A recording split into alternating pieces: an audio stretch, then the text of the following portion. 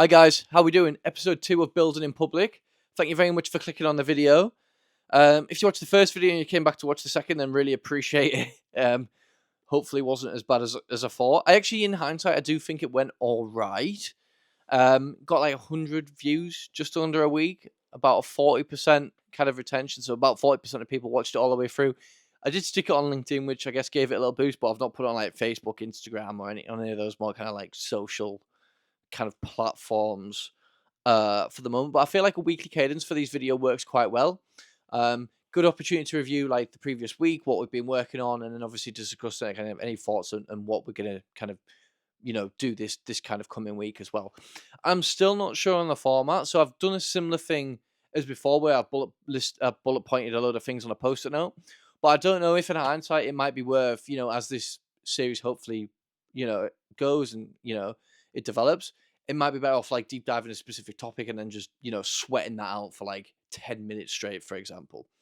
So I do have a list of bullet points. I think I mentioned in the last update, we did a big tech update the previous week, which would allow us to onboard a load of new window cleaners. So we've onboarded the first 11 of those over the last couple of days. Now, there is quite a bit of work in getting them onboarded. It's a case of like, obviously, training them up on the platform, how it works, making sure that they know the standards and what we expect, and vice versa. Along with all like the more technical stuff, so like setting up all the ads and the locations as well. And I feel like that really, I feel like we're kind of starting to find product market fit with the window cleaners. And that's going pretty well. Obviously, it could change and we could get some feedback or, etc. And obviously we're still in like the execution phase.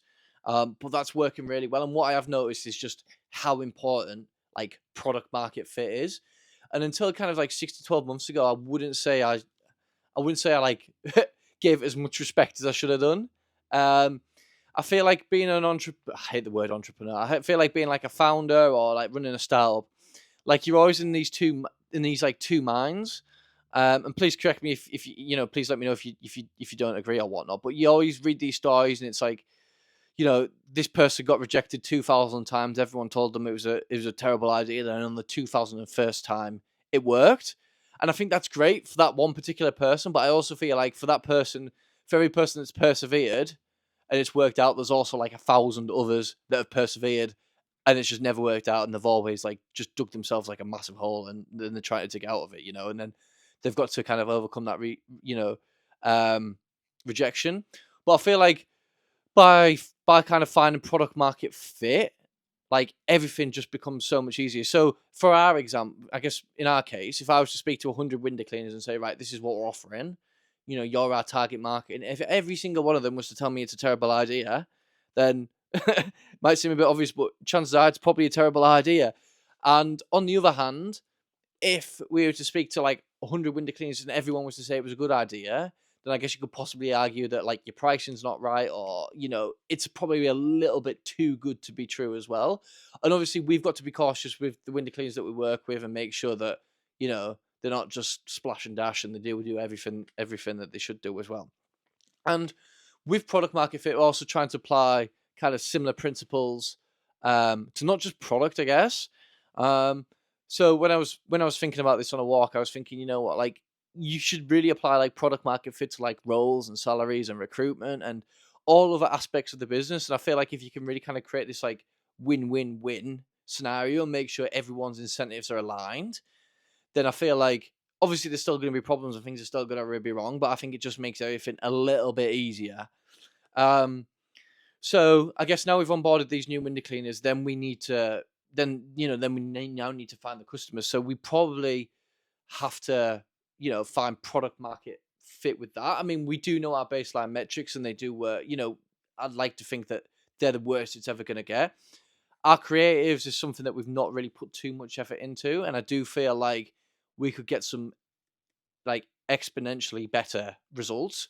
So, for example, if we're spending 20 grand on ads in a month, and that gets us 1,000 customers at £20 a customer, for example, and we convert 1 out of every 1,000 impressions or 1 out of every 1,000 people that see the advert, if we can get 2 people to do that instead of 1,000, then all of a sudden we only need to spend 10 grand instead of the 20 grand, and we've literally just saved 10 grand like that.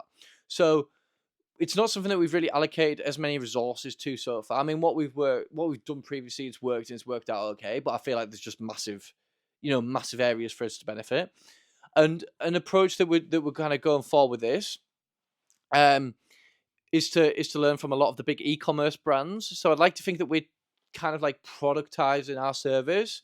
So like, it's a price, you set your card details up front, and try to run it more of like an e-commerce kind of Shopify store as opposed to like a service business where you come out, get a quote, etc. I think that's probably the easiest way to put it. But as we're doing that, we're trying to learn from all of these big e-commerce brands.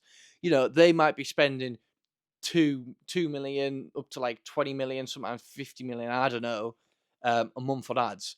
And us with our measly like 20k ad budget or whatever, those guys are going to be testing a lot. They're going to be learning a lot. They're going to be working quicker. So what we're trying to do is, go through like Facebook ads library, TikTok ads library, and basically reverse engineer their ads, their concepts, and then apply them to our kind of business as well.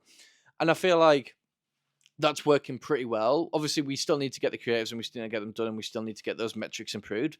But that's something that we've particularly been kind of focusing on, especially over like the last week or so, and I guess that also leads on to the whole canvasser piece. So we're also looking at building a team of kind of door-to-door canvassers.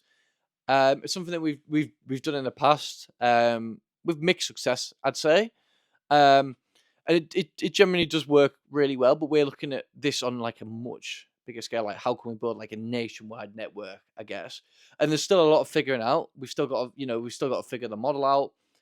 Obviously, once we start running it and we start getting feedback, then things might change as well. But something that we did is we contacted a lot of our kind of existing window cleaners, sent them a survey, and we're like, right, this is what we're thinking of doing. Would you be interested in this? The fee structures are going to be X, Y, and Z. What do you think? And we had a relatively kind of positive feedback, a couple of interesting thoughts and opinions on that as well, which is interesting. I mean, if you're watching this and you're like a salesperson or a canvasser, or you do door-to-door sales, or if you'd be interested, then I'd be interested in kind of hearing your feedback as well on the model and what we're trying to do. And I feel like it'll genuinely be like a win-win, and I don't think it's what anyone else in the industry is doing yet. And I think might give us a little advantage. But yeah, we'll have to see. Obviously, it's still early days. We still need to execute it. But it's something that we're definitely working on in the background. That we're looking to kind of grow as well. So yeah, I guess that's it for episode 2. I don't know how long that's been. I feel like I've fired through that reasonably quickly. I hope I've not missed anything. I'll probably finish it and go, oh god damn, like I should have said X, Y, and Z. But I am conscious as well, just a disclaimer, that I do use a lot of filler words, so M's, R's, and it is something that I'm cautious of, and I'm going to try and knock it out of my vocabulary. But yeah, thanks for putting it up for it. Thanks for bloody hell, my mind's gone blank. But yeah, that's it. Thanks for watching. Like, subscribe, comment, feedback, do all that kind of stuff. And yeah, hopefully see you next week. All right. Bye-bye.